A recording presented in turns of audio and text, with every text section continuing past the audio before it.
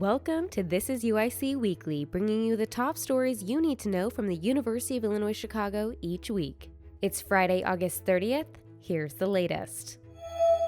During the first day of move-in day on August 23rd, hundreds of first-year students moved into the UIC campus, including Sean Ikaruda, who was following in the footsteps of his father, Prince, and his mother, Glory, who both attended UIC many years ago. As they drove up to the academic and residential complex where Sean will live this year as he begins working on his biological science major, they were greeted by UIC Chancellor Mari Lynn Miranda, who was thrilled to hear that another member of his family would be attending UIC.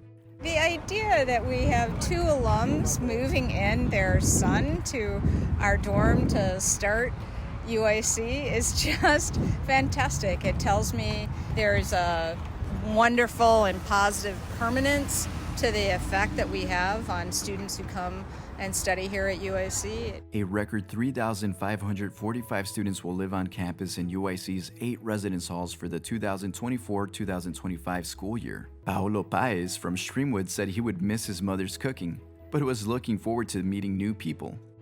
I'm Filipino, so I'm going to be missing Filipino food a lot. I'm kind of excited to get to know the people around here and just know what living out here is going to be like.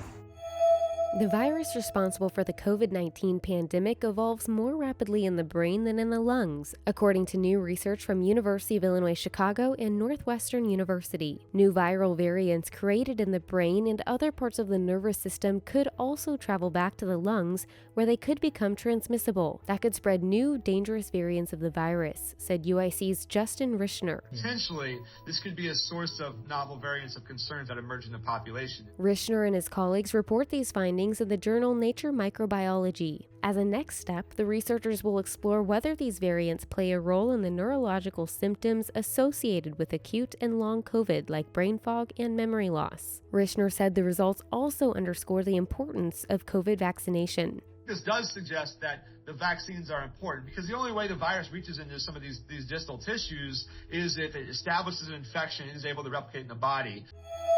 A new study from UIC researchers found that children's exposure to food and drink ads during kids' TV shows has dropped substantially in the last decade. However, children under 12 still see more than 1,000 food-related ads a year, most of them for unhealthy products, reports a team led by Lisa Powell from the School of Public Health.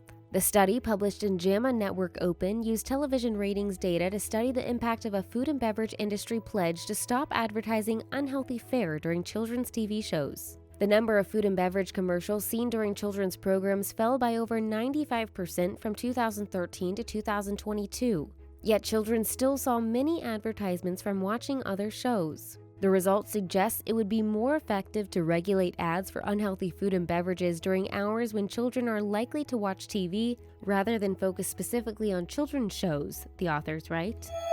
UIC is Chicago's public research institution with a mission to provide the broadest access to the highest levels of research, educational, and clinical excellence. Visit today.uic.edu for these stories and more.